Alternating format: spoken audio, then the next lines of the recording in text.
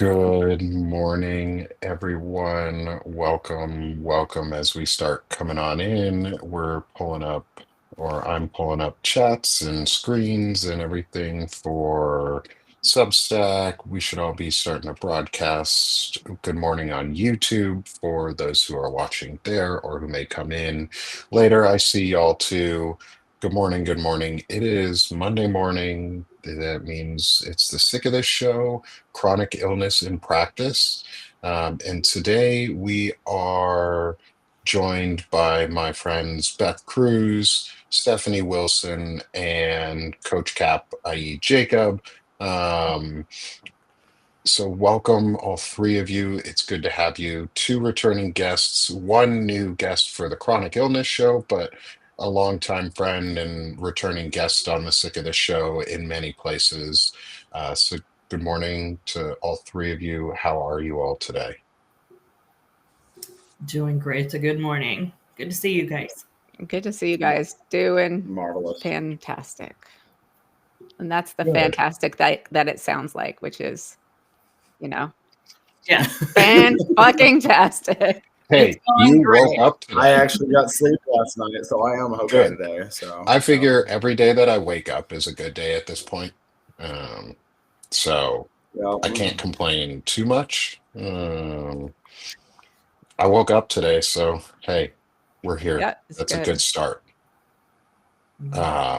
And I get to talk to y'all today, so that's even a better start because it's fun to get to talk to you guys. I enjoy getting to talk to everyone and interact with folks in the audience especially on our Substack audience, who are really always engaged in everything, and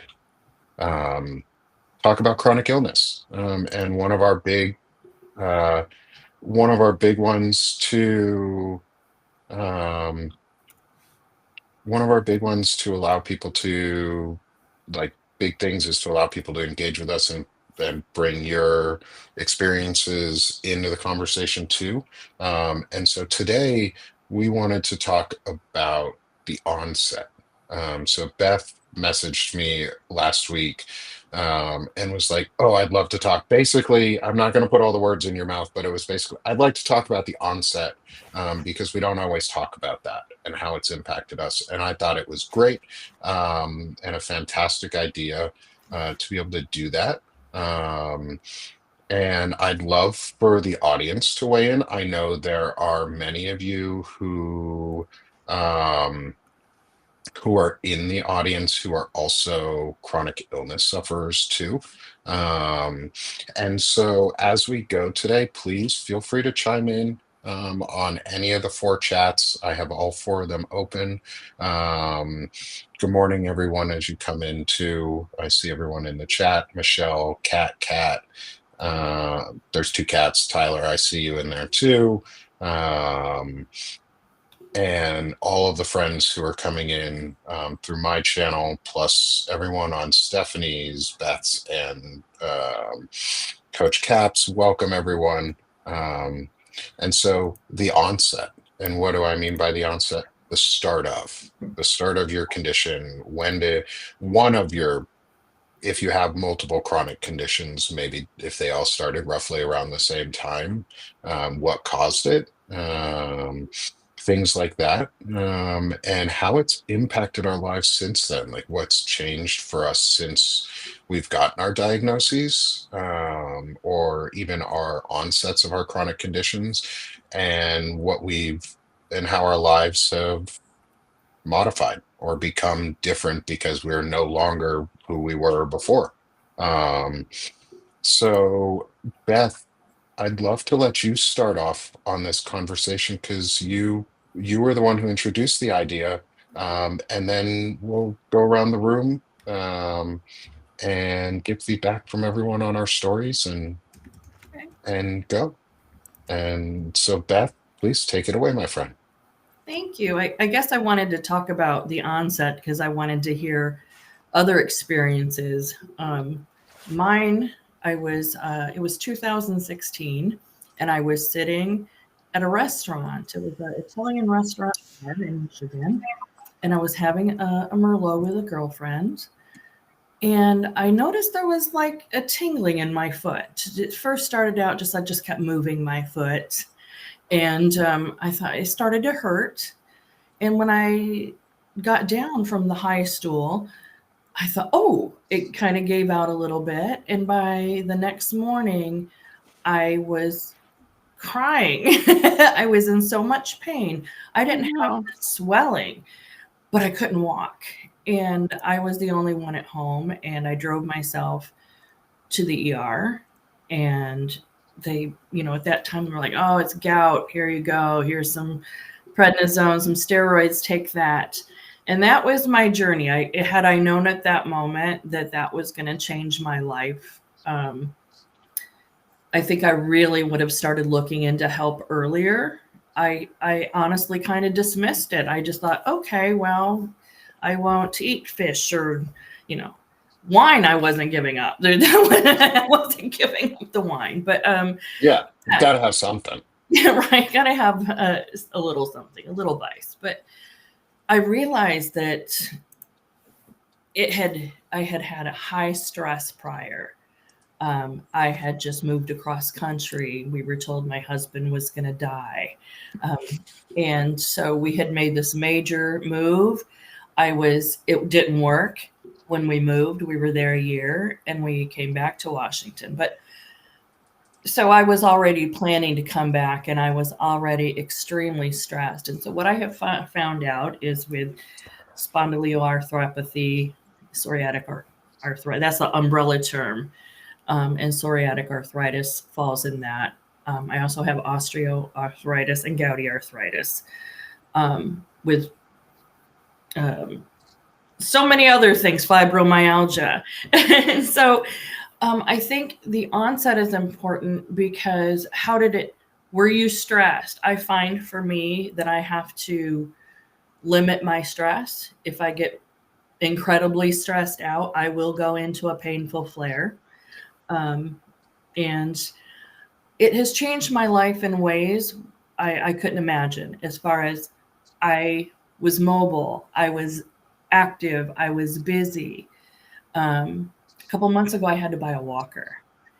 And that was traumatic to have to do that. And so, but the recognition is some days I just have to, And so, yeah, it has changed my life.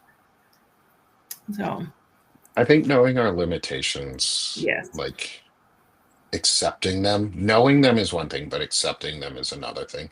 I think knowing that we have limitations is the first step to accepting that we don't have to shame ourselves when we need help.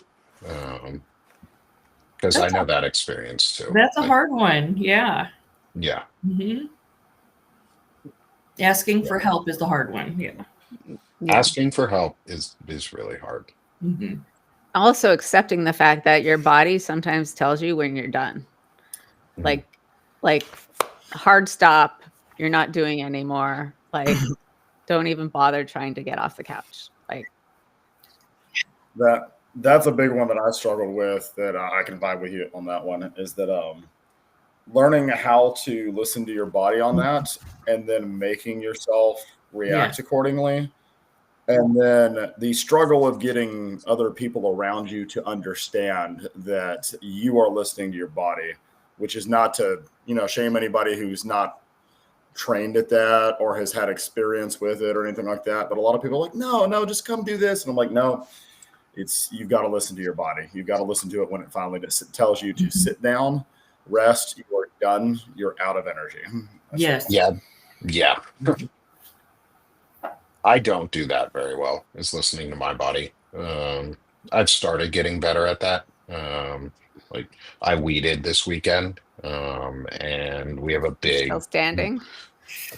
we have a big like 12 by 12 by 12 U-shaped raised flower bed and vegetable garden. And it was overgrown. And gotten a little wild, and I also had to pick out all the plants and stuff or vegetables that were no longer needed. Um, and I did not listen to my body while I was doing it. Um, I definitely overdid it.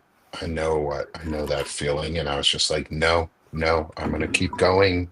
I'm gonna keep going. I'm gonna do this. Do you guys get in that mindset sometimes of where it's like, if I stop, I'm gonna be done. But if I just keep going, my body's gonna stay moving at least for a little while. Yes. Yes, but then It's- it's like often when I'm like traveling, like you keep going and you're traveling as opposed to having time to like drop out and rest. And then I get home and I'm flat for days at least. That's it. If you push it, Nick, as you guys know, you might be able let's get those extra weeds, or let's push just a little bit further, do that one more thing. I get it, because once you sit down, that's it. At least for me, my body will just tense right up, everything. I seem to have a lot of tendon issues, Mm, really painful tendons. And it's like, I'm done. So you keep pushing, but then you might be out of commission for a day or two. And it's like, what the hell? This is me, right? That was hmm Mhm. I used I used to describe that as, when I'm up, I'm up. When I'm down, I'm down. And to use that energy as much as I could when I had it. The only thing that I learned about that is if I rely on using that energy until I don't have it anymore, then I crash even harder. So I have to basically remind myself to stop about 5 to 10% before I think I'm going to run out, so that I'm not actually pushing it all the way to the edge of the battery, like basically, using your iPhone until it hits like 5%, as opposed to letting it actually fully die and turn into a brick. Yeah. So I'm pretty amazed that you can tell. I mean, I have a hard time, if I'm doing so much that I'm pushing through, like I've got so much adrenaline that's pushing me that like at 5% I wouldn't be able to know that it's 5%.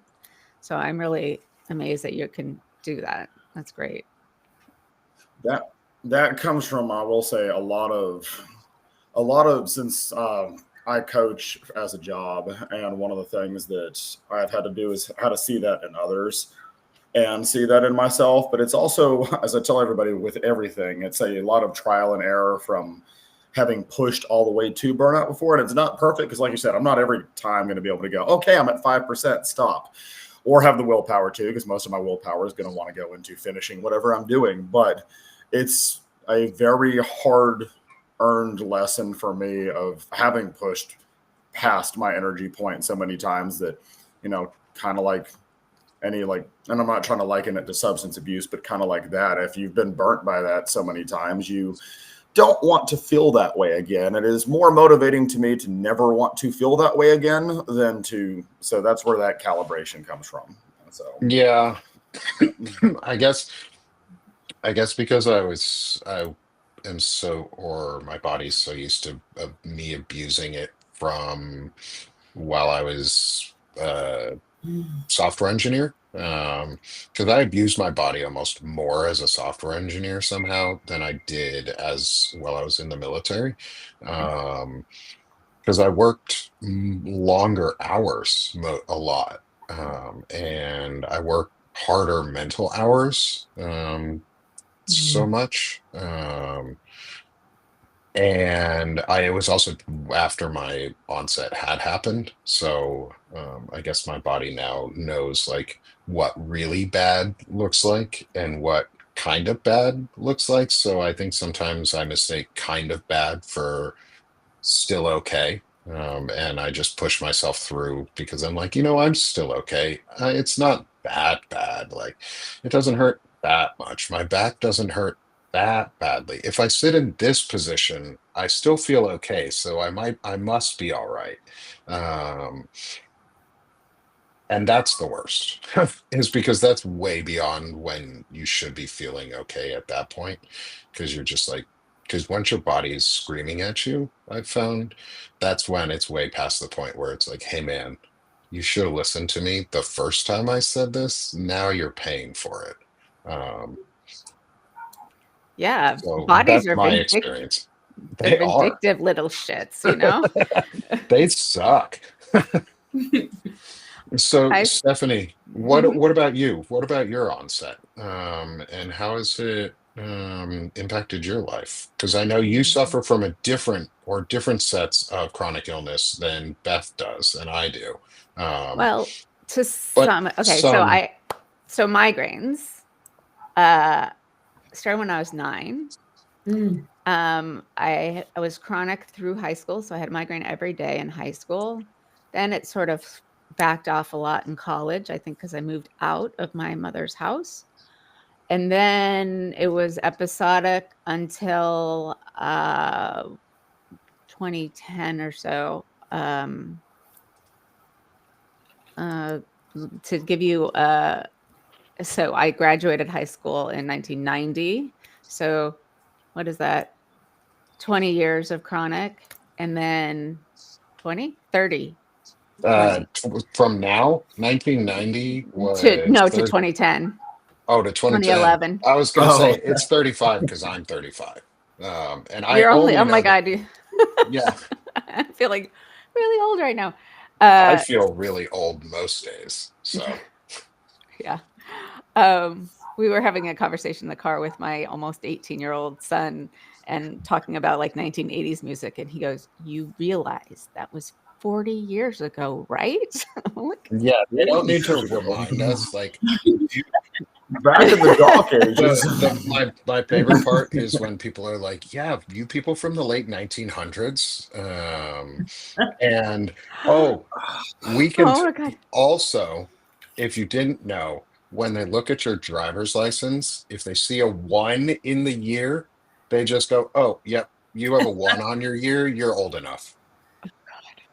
I was just about to drop that in the chat. I was about to be like that. They don't even have to look at it hard. If it begins with a 1-9, then they know that you're old enough At to this buy point, if it alcohol. begins with a So, one, it doesn't even matter nine. It could be Oh, yeah, 1-8, 1-7. yeah. Like those old geezers, Vampire Nosferatu is probably like a 1-2 Look, or anybody who's something. still alive from the 1800s deserves that's right. whatever he Yeah, can That's if you're right. get. that old, you get all the Medicare. I'm gonna Yeah. be I'm gonna be 57 in 10 days. Don't talk age. Oh, well, hey, I am really not that far behind you. It, you both aren't that old. My oldest brother, I won't reveal his age, but it's not much younger than you either of you. So, and I'm only 4 years older than Nick. Oh gosh, you're a So, we're the baby young too. bucks. Oh my goodness. Okay, All right. we I'll be interrupted you, 40 Stephanie. next August. Well, the cool thing about So, 40, I found, is that I was much further along my way to not giving a fuck what other people thought than I was before hitting 40. Yes. Yes. And I think when you are in your 50s, Is he- there comes a whole different level. Like you just top out to I really don't give a fuck. I I think maybe I don't mean to. I do want to continue to hear your onset thing. I do not mean to cut it off, but I think maybe the chronic illnesses may have accelerated the timeline on that because I am firmly in. I do not care what anybody thinks Yeah. right Yeah. Oh yeah. now, or But I think and that fascism and I has a very part to much do cared that up too. until I very much cared for a long portion of my life. The last several years have entirely changed that. So yeah, it's yeah. it, Fascism does have a Yeah. factor in it.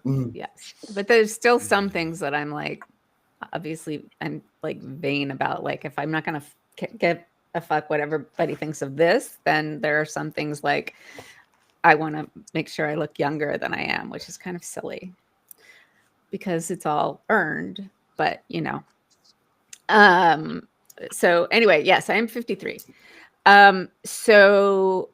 Okay, so got through high school, got through college, got through my 20s, but I had migraines still, like episodically. So a couple times a week, maybe. And then in 2010, 2011, my son was 3. Um, it turned chronic again. So that meant a migraine every day.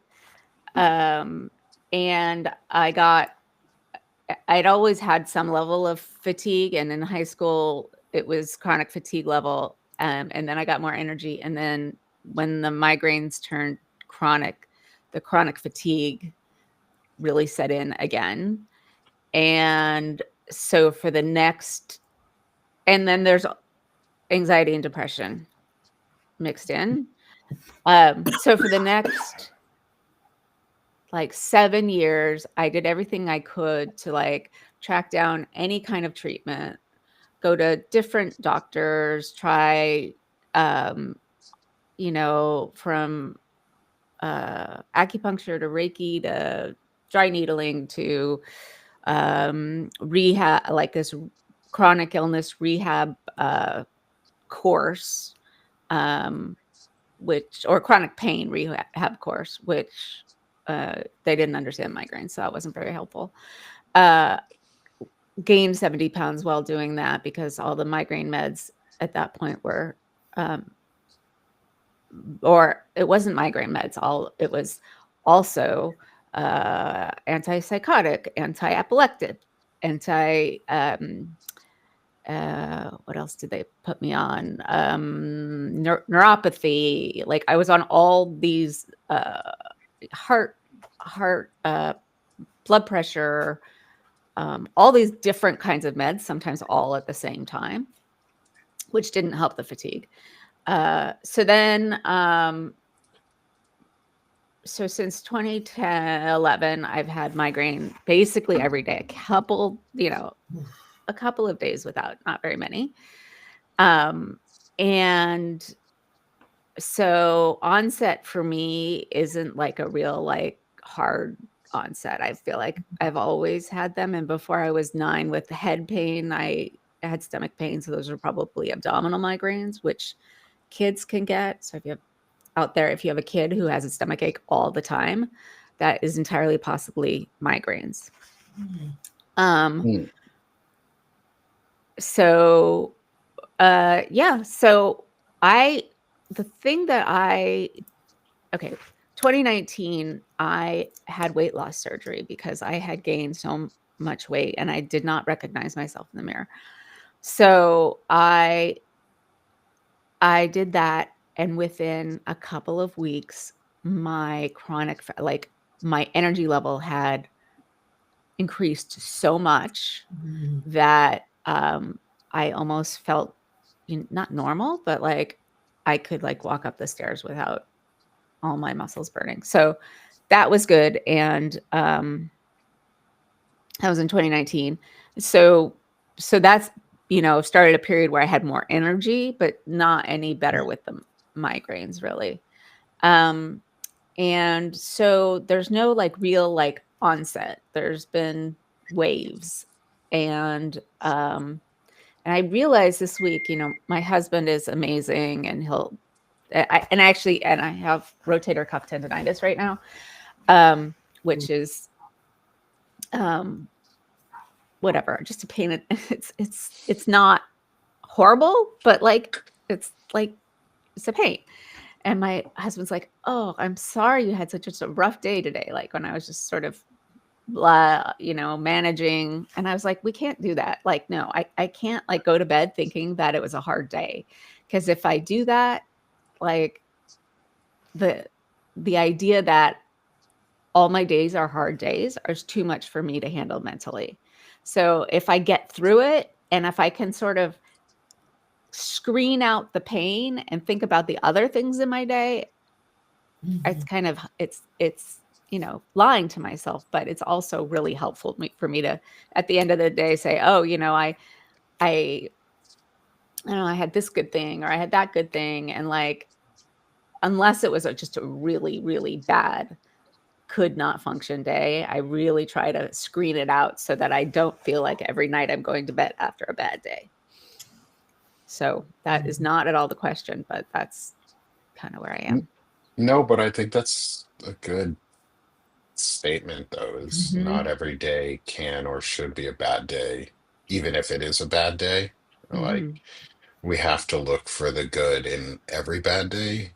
Hmm. Um, we're kind of living through that now, anyways. Is like we live in a time where fascism is on the rise in the US. There's chaos everywhere. They're trying to push the world. Like when I say they, I mean some world leaders are trying to push us towards a world war for no fucking reason.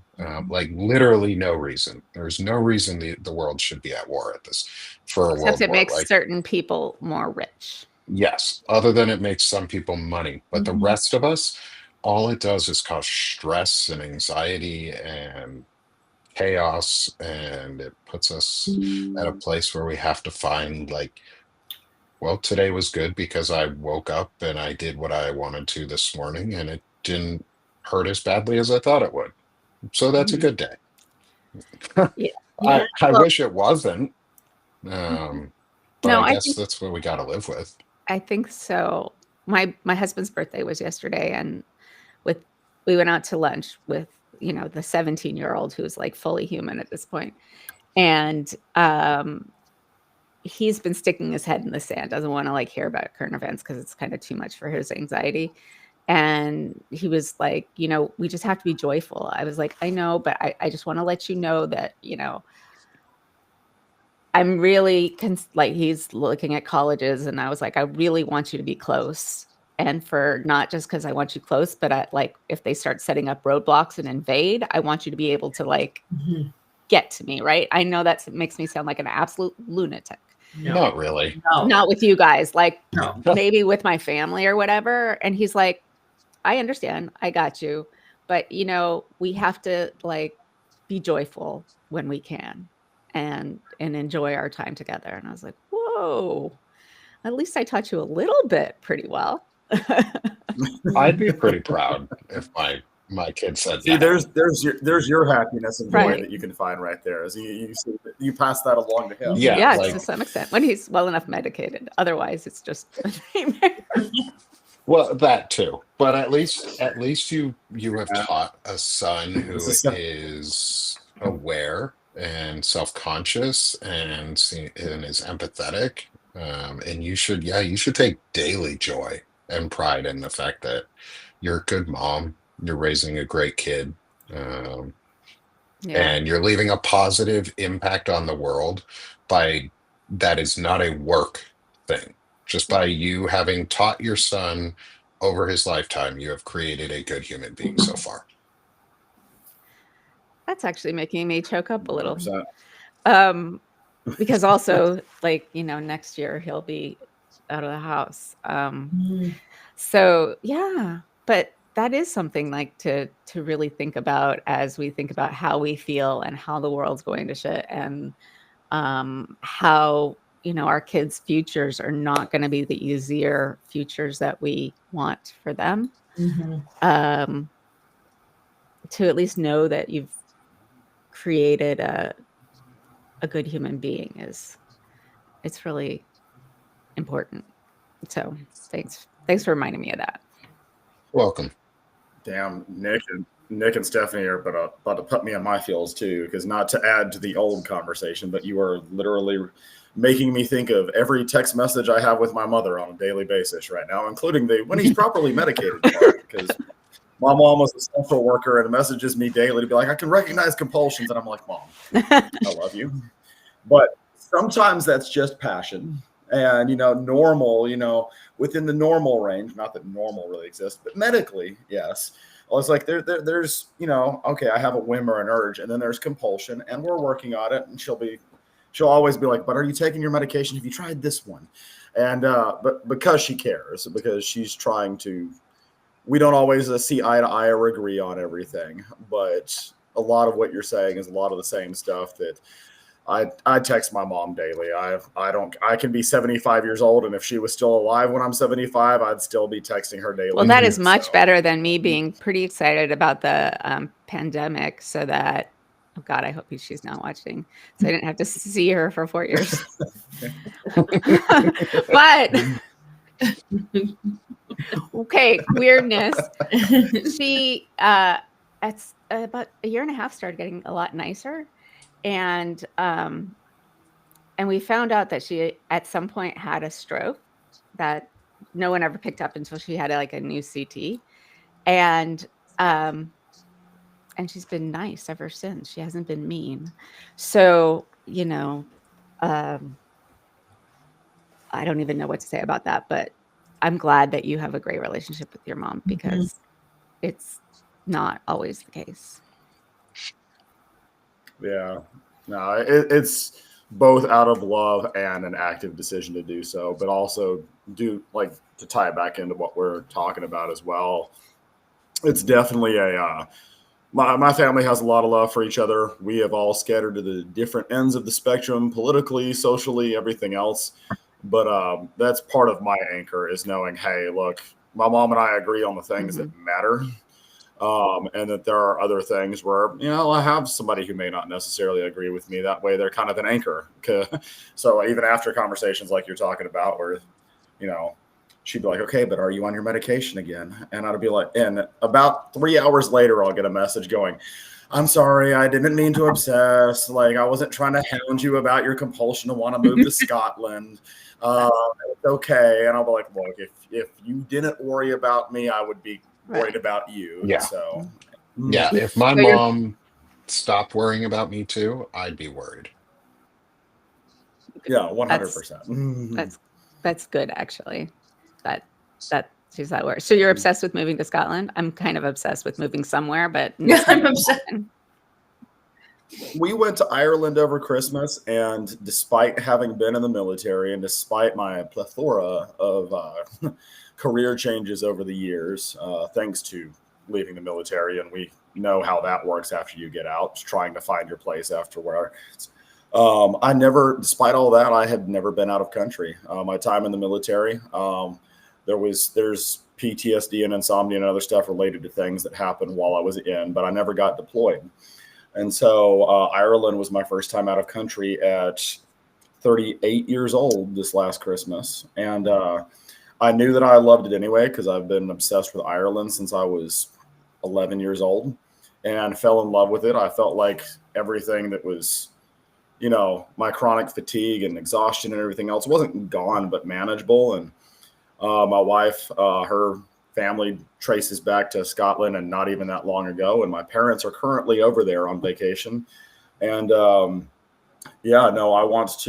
have legitimately looked into moving to Ireland or Scotland many, many, many, many times. I may have an ongoing conversation with people about that, but I don't want to do that until after we unfuck everything that's going on, because I will be damned if somebody claims that I left to run away from it. And I'm not saying anybody who does so is wrong. I get that urge entirely, but I personally will not even consider that as an actual valid option until we're out of this administration.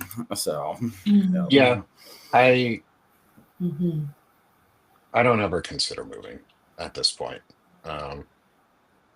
Well, I consider it. I just won't do it because of I mean, that. I would love to move to Europe, just to move to Europe. Like, my wife and I had always talked about it at one point, but we've moved so much at this point that the appeal of moving isn't there anymore. So it's like moving is just like a headache, and it's like, ugh.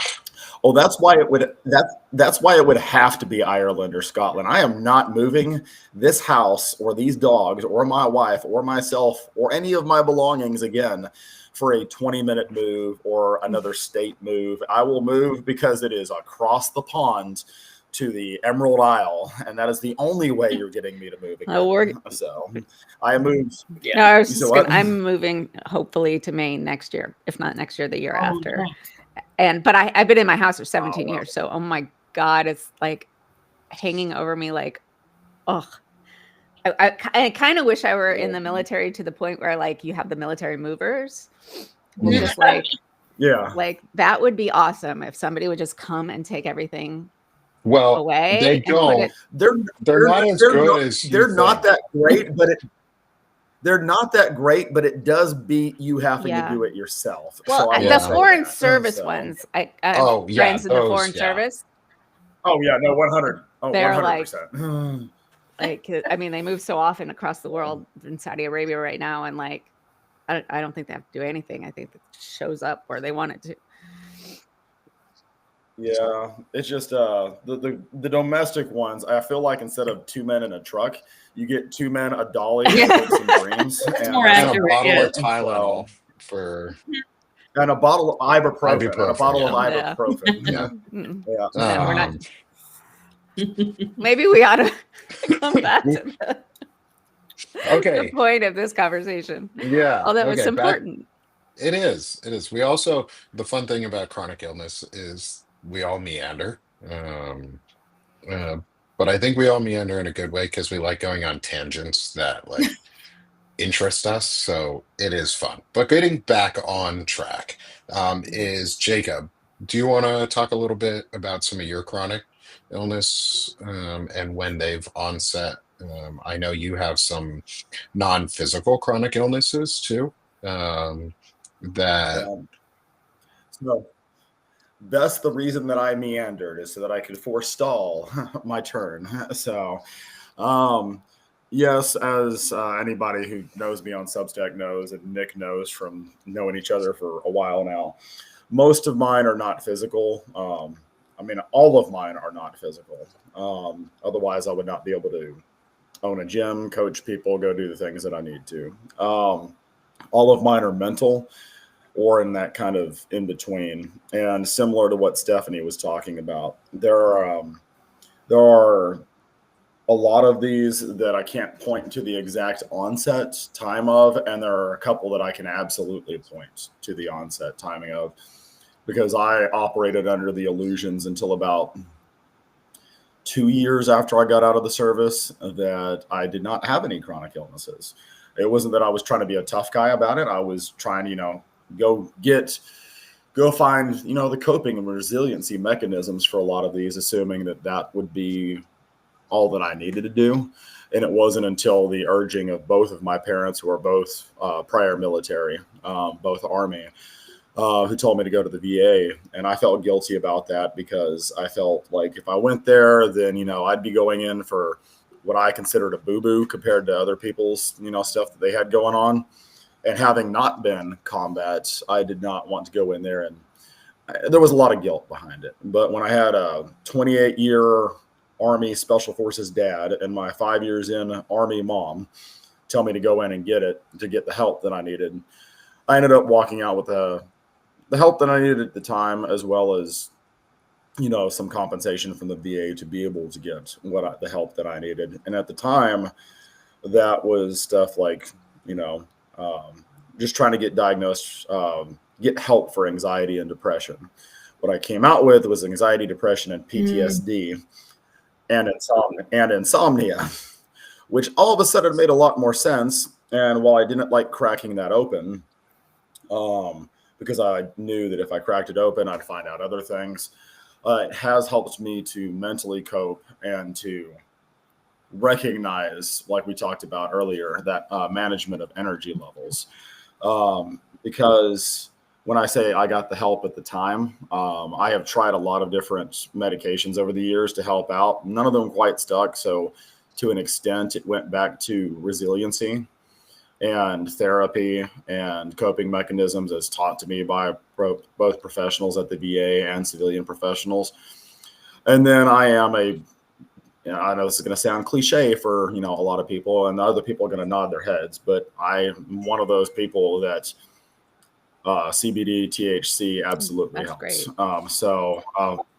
When Alabama passed the laws recently where they rewound our ability to get like the THC gummies, that was one of those times where I got a text from my mom, like, "Are you okay? Like, you're responding really like compulsively to this." And I was like, "I don't think you understand. I spent years trying to find a medication, a real medication that works, only to find that the only thing that kind of helped with all of those was some form of CBD, THC, synthetic, whatever, that helped out with that." And so I still have my legal, very legal, no, nothing illegal at all, ways of securing that ability to do that. But the onsets for me were going in and finding out that there was the foundation for this already, which really helped me to be able to cope when most of my PTSD triggering events happened after I got out of the military. And I'll try to wrap up here in a second. I'm not trying to monologue. But I had my youngest brother die while I was competing in a powerlifting competition, and I raised that youngest brother like a son because both of my parents went to work full time. And so I was there when he was born, and I raised him up until I went to the military. I got on with him twice a week to play video games and Skype him just to be able to continue to see him.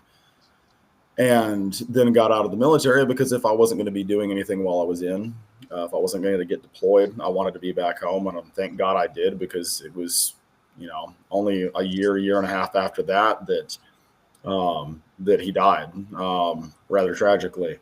And having already had those tools and that process to cope in place helps to deal with that, because then not even a year later, my father, who was 28 years Special Forces, Mr. Green Beret, I call myself, Captain America, and I call him Major America. We had an accident where I was the only one with him when he fell 25 feet out of a tree onto his back. And he had no pulse, no color, no breathing, nothing. I thought he was dead.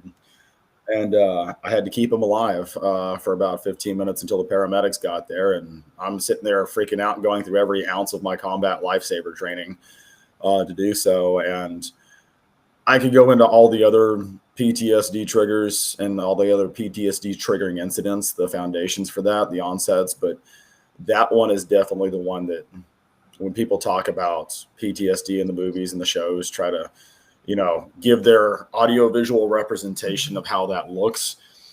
Obviously, we know that it doesn't look the same for everybody, but that's probably the closest. That is my thing that absolutely will wake me up in the middle of the night, or if it hits me, I'm out of it for the next at least 10 or 15 minutes, if not the whole rest of the day after that. But that is the thing that I struggle with, that I continue to, when it hits, and it is triggered. All of those together have triggered that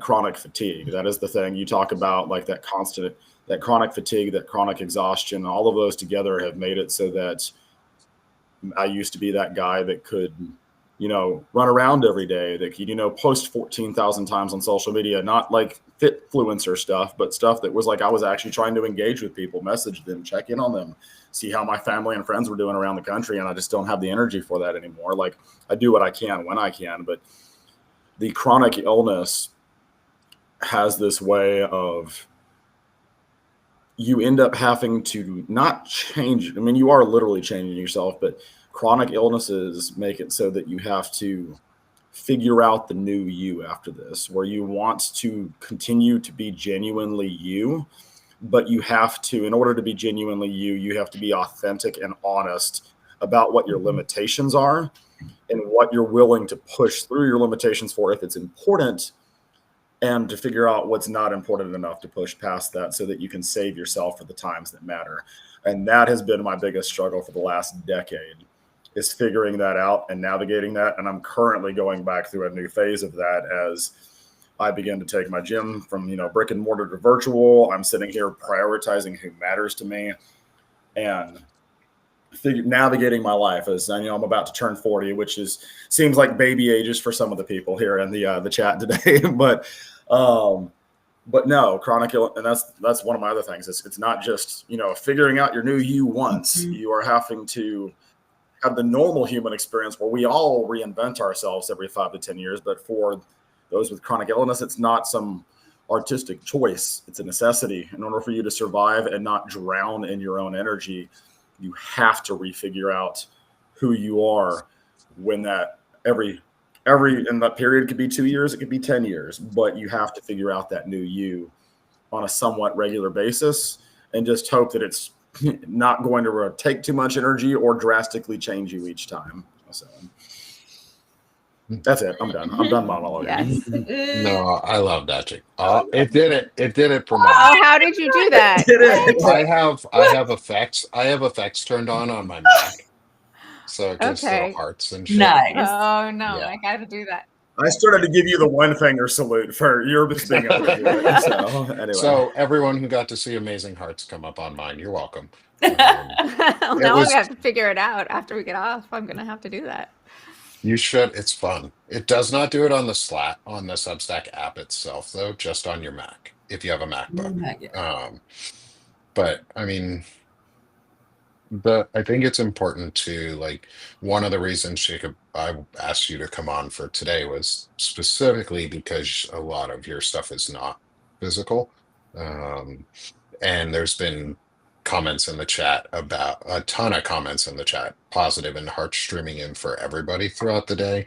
But Jacob, I think yours was really had a lot of hearts come in there at the end because it's about the mental side, especially when you started talking about your brother and then your dad and how everything. just be glad I didn't cry. Well, Like, and you didn't even talk into some of the recent traumas that have been triggering to your PTSD. last Sunday was very, very rough, and I'm still not okay from that, but I am working on it. And I don't want you to go into it. I don't want you to have to retell it or relive what happened. I just want people to know, give Jacob some love. Keep giving him love over the next couple weeks. He had a pretty traumatizing event that he helped in and worked really hard for somebody else again. And these types of events, we need to collectively come together and help, just like our physical traumas, is talk about them and open up, because then we actually can heal in some way, even though we're not like physically healing. Like fibromyalgia, we don't physically heal from, or PTSD, you don't mentally really heal from, but you teach coping mechanisms for yourself, and knowing that we're not alone is often for me the biggest piece. I think that's we cope and we grow. I think it is the bigger piece is supporting each other, finding community, and knowing you're not alone, because it can be very isolating. I don't know if anybody else has that, but especially when you have like severe anxiety, for me it's isolating. So I appreciate this very much. Yeah, I'm glad you're here, Beth, and I totally hear you. There were like 8 years of my life where I didn't like practically leave the house, and people would, when I did, people were like, "Oh, you look fine to me." Like, yeah, that's because you don't see me when I'm not fine, because I don't leave the house. Exactly. Well, I'm glad y'all are here. So yeah, it's really important. Mm-hmm. it is. And I think sometimes go ahead. Go ahead. I was just in this anti-fascism work, we're like, I think that for me, the two sides of me are, I got to do this work and I have to keep doing it because that's what's going to keep me like actually from spinning out into, deep depression. But also like burnout comes faster for me. And so like figuring out, and all of us in this work, learning how to balance that need to do stuff with the demands of the body is a hard one. Yes. Yeah, definitely. very That sort of leads into, I'll go into my onset, is learning about the demands of the body. Is so when my onset was, at least for my fibro, I've had chronic back issues forever, and I've had chronic knee issues since high school and college. I had my first knee surgery in my junior year of college. And then I re-injured my knee in the army, and I've had 3 knee surgeries since then. In the last 2 years at this point is 3 knee surgeries. But my fibro kicked in 2.5 years ago, almost now. when I re-injured my knee, coaching my son's soccer team. Um, I was waiting to get a knee surgery already, and I was coaching my son's soccer team, and we were doing a drill, and it was either, and I felt something snap in my knee, and it was either take the extra steps to avoid falling on top of a 6-year-old and hurting them, or fall on them. So I had to take the extra steps because I wasn't going to fall on one of my kids and hurt them. And it did more damage to me. But then I went to my doctor's appointment, which was luckily for me the next day, but unluckily for me because the doctor wasn't getting paid to be seen for a new injury. They didn't look at it, and this was at the VA, and they didn't look at it, and I like had to fight to get a knee brace or anything, and they're like, and because he sort of just ignored it, I was like, well, I guess it can't be that serious if the knee surgeon is not looking at my knee that he's supposed to be doing, like getting surgery set up for me, isn't looking at it, so it can't be that bad. Well, apparently it was a really bad meniscus tear, that ended up getting surgery, the first of two on my Mhm. left knee in the last year and a half.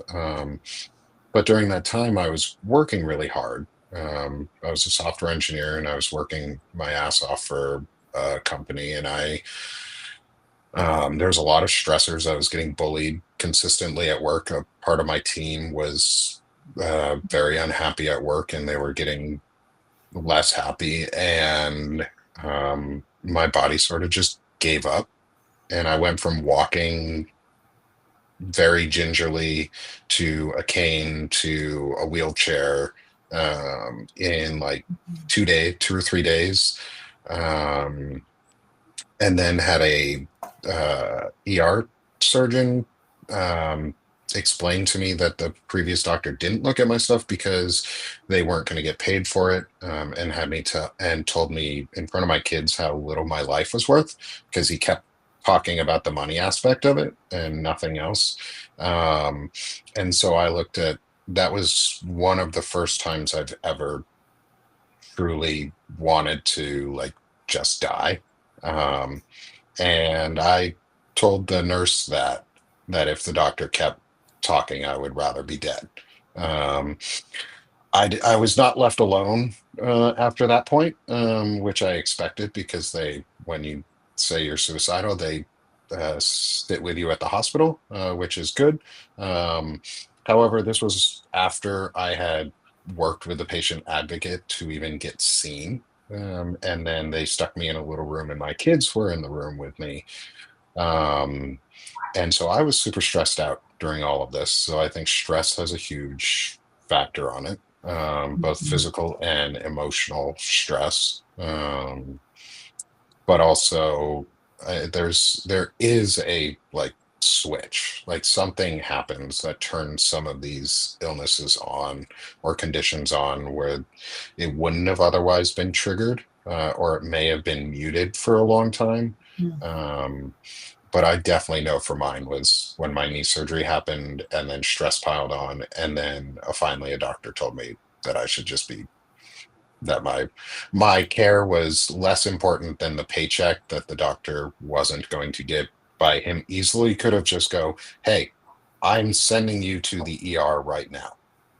That's all he had to do. Well, he That's also all could the have just doctor could have moved. done.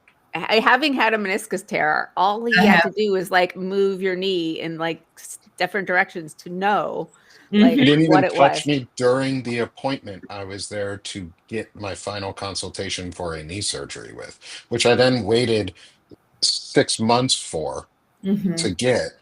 And during that time was when my fibro initiated. And the VA's response to that was a slap on the wrist to the doctor who told me how little my life was worth. And I've since had to advocate stronger than ever to continue Mhm. getting care. It took until just a couple months ago. Oh no, a year ago now. It took till a year ago now to get fibro as a condition listed on my actual medical record. Um, and so, yeah, it sucks. And it sucks when you don't get believed when you have conditions. I know that's similar for it's a across the spectrum experience for everyone is we don't get believed. Um, and I don't even know if it's the doctor's fault half the time. I think they're so used to having to be like, we have to go through all these procedures that we're just not going to believe you until you're like dying. So too bad. But I live on medication now. Like I live on like a scheduled medication timeline. Like it just kind of sucks to do all of that. Um, and I Mhm. know we're hitting, I'm watching the time because we're just getting to the top of the hour here, and I don't want to keep us too long. If you guys have a couple extra minutes, love to stay on just so that we can finish up our conversation for the morning.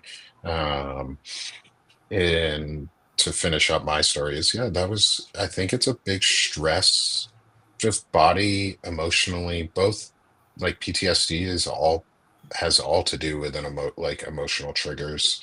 I Mhm. used to wake up right after I got home from Afghanistan. My wife will tell you is I did it to her a couple times is I would wake up in the middle of the night and I would scream incoming and I would grab her and pull her off the bed with me to get her into a safe spot. She was not very happy about that. Um, but like that's PTSD has physical ramifications that a lot of we don't always talk about. The Um, body remembers. yeah, Yeah, I mean, the mind body connection is so strong. It is. And, for a long time, people were like, woo woo, mind body connection. But actually, like it's chemical, it's hormonal, it's like all these things that we don't understand yet that are contributing to whatever's going on in your mind, impacting your body and vice versa. Yeah. yeah. Yeah, it's a lot, and I'm hoping we didn't get into anyone into the chat. I saw a couple people show up saying what they've gone through. Morgan, I saw yours. Also, happy birthday. I saw you sneak that in there somewhere in the beginning. Um, Happy See, birthday. I'm on Stephanie's live, so I can only see the chat on Stephanie's live. I did not see Morgan. I was wondering when Morgan oh, was going to she's pop in up. your So happy live, birthday, Jacob. Morgan. I'm Okay. only in Nick's and I mine clicked because I couldn't find Jacob. and Yeah, I tried finding all of ours, and Stephanie's was the only one that popped up. So that's the only one I've been able to follow the chat in. Morgan, I'm not ignoring you. Happy birthday, Morgan. Love you. Happy birthday. Okay, Nick, And it's your turn. Your turn. Do it. do it. Yeah, happy birthday, Morgan. No, there we go. Sorry. And so also to like just I'm going to get us into our next screen so I can give everyone's QR codes here a second. And I want to get everyone to just say where they can be found, how people can support them, what they're doing, um, on all this, and an invite obviously to come back next week, as always, for the three of you. It is always open. I love getting to talk with you, any of the three of you. And this conversation really helps center me for the week ahead.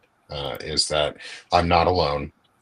We're not alone in the chat and all around. So I really thank you all for coming, and everyone in the chat too. It's a great way to start the week, at least for me. Um, so I'm going to get us switched over to our hold on. I'm learning, talk about learning new things and having to be overwhelmed as I went from a tech career to learning how to be a podcast host um, in like 2 months. Yeah, So, that's what's bothering me.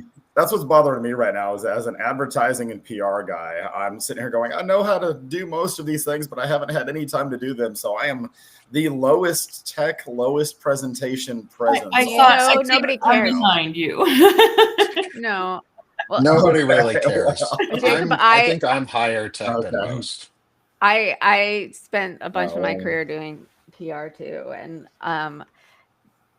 people go, oh, well, just do podcasts, it's no big deal. And then you're like, you go and you need to this product for that, and that product for this, and this product for that. And then they're always changing because it's SaaS, because then they change it all the time, and then you can't figure it out again. I mean, like, it's. I really need Look, to we're change gonna that picture QR for when code we're it on right talks here. about. Look at this. I've got to change that picture for when we're doing more serious talks like chronic illness, where I'm like, so we're talking about all these chronic illnesses. Here's Jacob shirtless with a See, rucksack there you on. go. but you So, thirst trap for freedom, so it's on brand for with freedom, you. yes. So Jacob, since I Yes. have yours spun up here, where can people find you? How can they support your work? Well, there's the QR code right there, so that's a great start. I know Beth's already on that. So I've got 3 projects on here. The Better Human Project. Well, I'll start. Bars and Stripes is my gym, which I am taking entirely to online coaching. I already have a brand new client signed up from on here, Morgan, and another one from today. Shield and Shadow is where I post my writing and my art. I'm currently writing a book. And then the Better Human Project is pretty much for everything else, tying into chronic illness. And I talked about how it, makes you have to kind of figure out your new self rather regularly. It's about trying to help others work on their mind, body, heart, and soul by documenting my attempt and journey to do so, and bringing on people who talk about how they're doing it for themselves, with a mix of health, news, and politics brought in, because you can't be friends with Nick Paro or be Jacob Summers without talking about politics to some extent. So You're not wrong. You're not wrong. So thank you, Jacob. And please go subscribe with Jacob and just at Coach Cap. You can find him. Go subscribe with him. He's a good friend of mine. And please support his work as he grows. Stephanie, let's get your QR up here too. Thank you. So I can be at freedomoverfascism.us will get you to my Substack, and I know Nick put it in the chats, and you can also get there, but at Freedom Over Fascism. I've been doing a lot of lives, which I'm actually really enjoying. Talk a lot about what's going on from either historical points of view or different pieces of a deeper look into why our society is where it is, or what we ought to be thinking about for the future. And I don't talk about this that much. I have a business that does leadership development training based on the concept of better humaning, and being a better human makes you a better leader from wherever you are. And, teaching people how to do certain skills better, but also how to bring their best humanity, and the concept that leadership is about making everyone around you better and feel better and work better. Oh, I think I found a soulmate, as opposed to like ordering people around. And I got a kid going to college, and that's taking up a lot of time. And I'm a loony, as you've all seen. But anybody who wants to get in touch just for anything, well, it just might be a lunatic we're looking for. So there we go. Yeah, right. Oh my gosh. There you go. Yeah. Thank you, Stephanie. I appreciate that. And Coach, it sounds like you have a new possible guest for your show for some better human projecting. My people will talk to your people. Right, absolutely. AKA me to you. Exactly. I'll get my dog in touch with your dog. We'll see what they think. Oh, well, we might have a dog cute off. Which right one? now. I've got 5. I've got 2. I've got 3. Oh, and I have only got 1. And she's my Wow, husband's we dog. got My God. a lot of dogs. And Beth, let's switch over to you, my friend. Thank you, Stephanie, by the way. I appreciate having you. Beth, let's switch over to you. Oh yeah, that was. You can see what weight gain does. That was 2 years ago. So you can find me at Beth Cruz on Substack. I'm a fairly new writer working on just putting my memoir out there instead of publishing it, and following politics, and just right now I'm unemployed and I'm reinventing myself after walking out of a job last year. So here I am. Come see me. Well, you are still absolutely beautiful, and your glasses are a vibe that I am digging. Thank you. So, Thank you. Agreed. Agree 3. Absolutely. So One Beth, more. One more. one there more. we go. All One right, more. Nick, Ah, you're there there we for go. us. I All needed right. that. Thank you. You're welcome. I am turning that on before next time Good. so I can do it You too. should. I'm disappointed you haven't already done it, Jacob. Fair. And then finally, so thank you, Beth, for joining us again. I really appreciate it that you came on today. Thank you for the show idea, also for the onset. This has been a wonderful conversation thus far.